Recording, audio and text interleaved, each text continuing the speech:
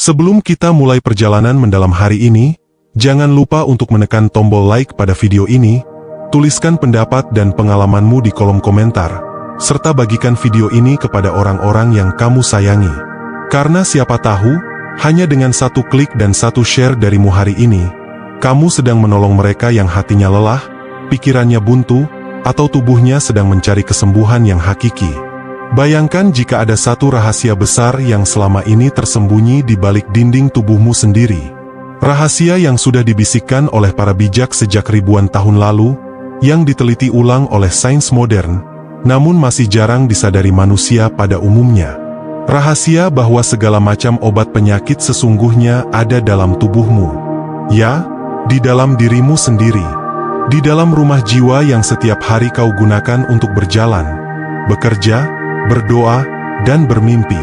Setiap detak jantungmu adalah terapi, setiap tarikan napasmu adalah obat, dan setiap getaran pikiranmu adalah racikan kimiawi yang lebih kuat daripada pil manapun di dunia. Namun kita jarang diam sejenak untuk mendengarkan tubuh. Kita sibuk mencari kesembuhan dari luar, padahal tubuhmu diciptakan dengan sistem penyembuhan yang agung, lengkap, dan terhubung dengan kesadaran ilahi. Dulu, para tabib kuno mengajarkan murid-murid mereka tentang kesatuan tubuh dan jiwa.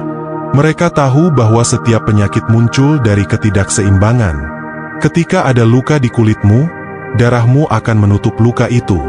Ketika ada bakteri masuk ke dalam tubuhmu, sistem imunitasmu langsung bangkit melawan. Ketika hatimu dipenuhi stres, tubuhmu merespon dengan mengeluarkan hormon tertentu yang perlahan merusak, jika kau tak menenangkannya kembali. Di zaman modern, kita mengenal hormon kortisol sebagai salah satu biang keladi banyak penyakit. Kortisol memang berguna saat kita berada dalam situasi berbahaya. Namun ketika pikiran kita terus-menerus merasa cemas, takut, khawatir, atau marah, kortisol diproduksi berlebihan, dan akhirnya menimbulkan penyakit. Jantung menjadi lemah, sistem pencernaan terganggu, bahkan otak kehilangan keseimbangan dalam mengatur emosi. Padahal, tubuhmu juga memiliki hormon yang menyehatkan. Endorfin, serotonin, dopamin, oksitosin. Semua itu bukan hanya membahagiakan, tetapi juga menyembuhkan. Mereka menurunkan peradangan, memperbaiki sirkulasi darah, menumbuhkan kembali jaringan-jaringan yang rusak.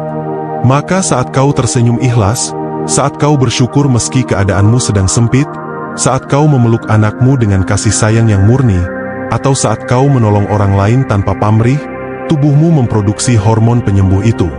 Tubuhmu sendiri menyiapkan obatnya. Kau tak perlu menunggu resep mahal untuk membangkitkannya. Kau hanya perlu merasakan kehangatan cinta, kebahagiaan yang bersih, keikhlasan yang menenangkan.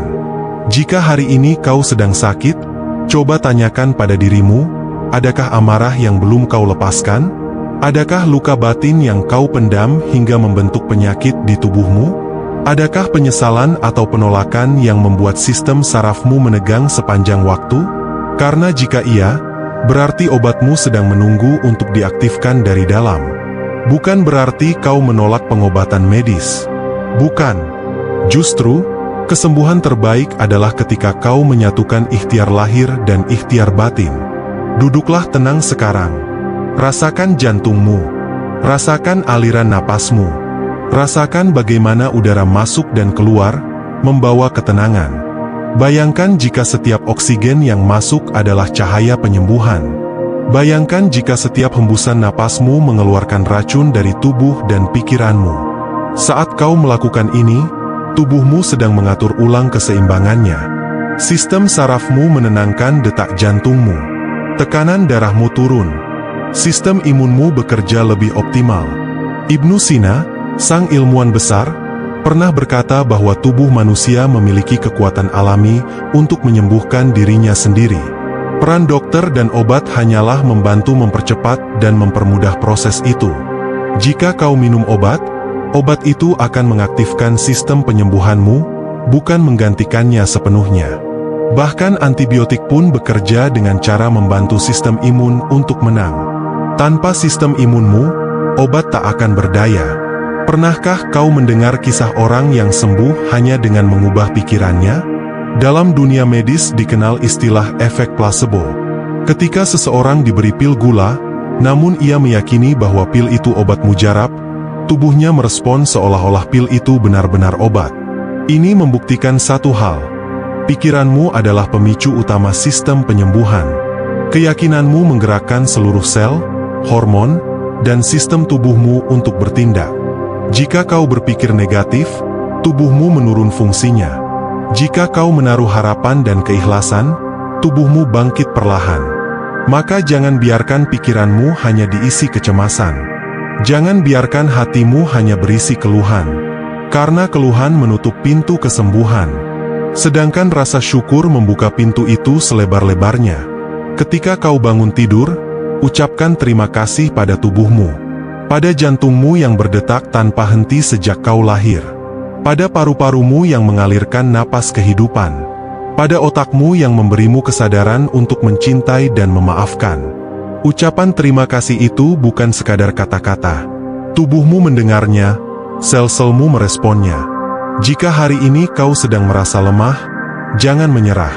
Tutup matamu sejenak. Rasakan denyut nadi di pergelangan tanganmu. Katakan dalam hati, terima kasih, tubuhku. Terima kasih sudah berjuang selama ini. Aku percaya engkau bisa sembuh. Aku akan membantumu dengan pikiranku, dengan hatiku, dengan seluruh cinta dan ikhtiarku. Inilah rahasia besar yang sering dilupakan manusia modern. Bahwa segala macam obat penyakit ada dalam tubuhmu. Tinggal bagaimana kau mengaktifkannya dengan pola pikir, pola rasa, pola napas, pola makan, dan pola hidupmu sehari-hari. Semua tersimpan sebagai anugerah ilahi. Ketika kau memohon pada Tuhan, ketika kau berikhtiar dengan segala cara, dan ketika kau percaya tubuhmu mampu bangkit dengan izinnya, saat itulah kesembuhan berjalan menuju dirimu. Dalam sunyi malam, pernahkah kau mendengar suara tubuhmu memanggil? Ketika lampu telah dipadamkan, suara-suara luar telah berhenti, dan hanya ada detak jantungmu yang terdengar seperti irama doa paling jujur. Dalam detak itu ada kehidupan.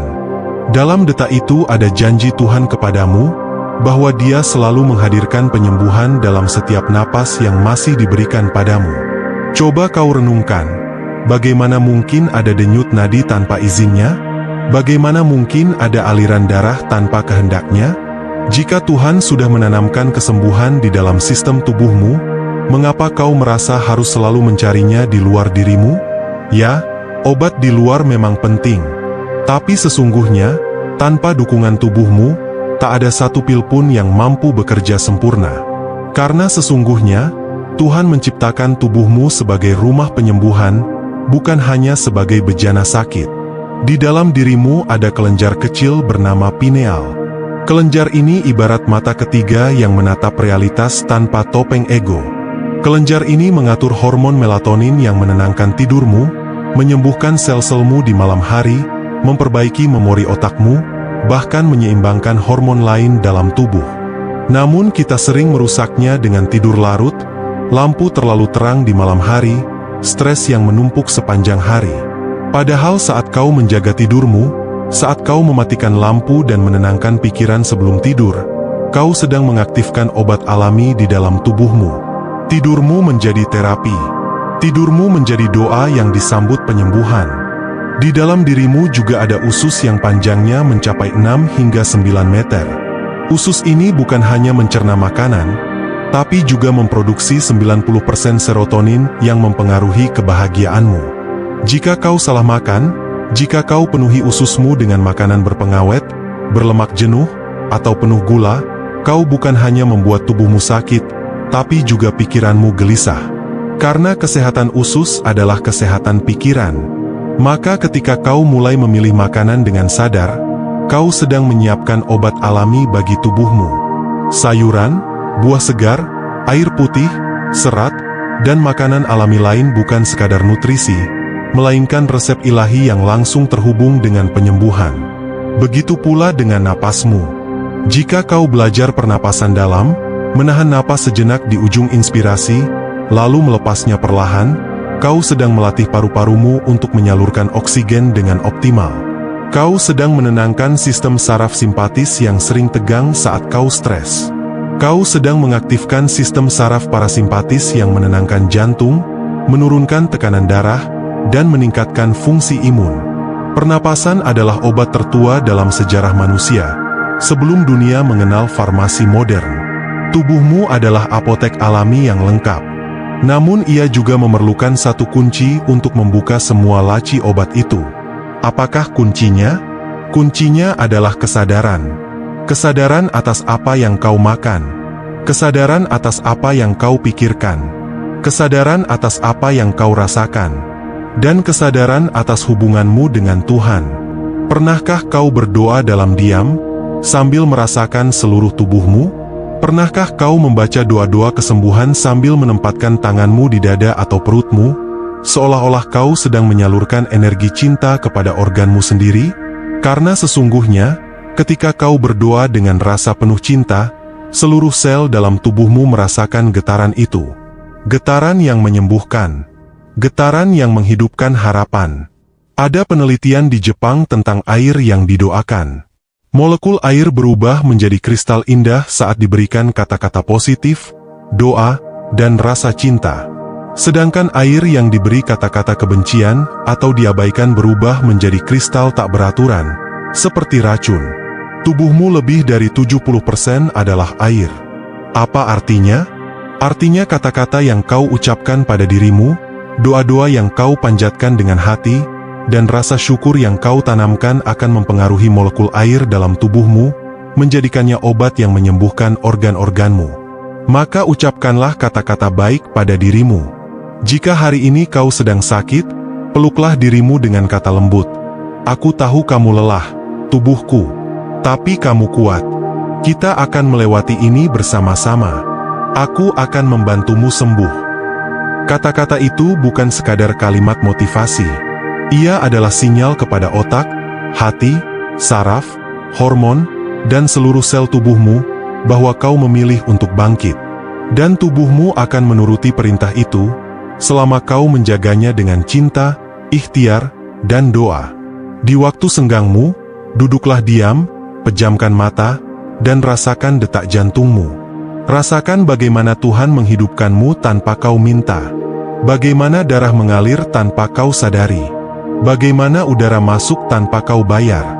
Jika Tuhan sudah menghadiahkan sistem yang sedemikian indah untukmu, tidakkah kau yakin bahwa kesembuhanmu juga telah Dia sediakan? Jangan pernah merasa bahwa sakit adalah hukuman. Sakit adalah panggilan pulang.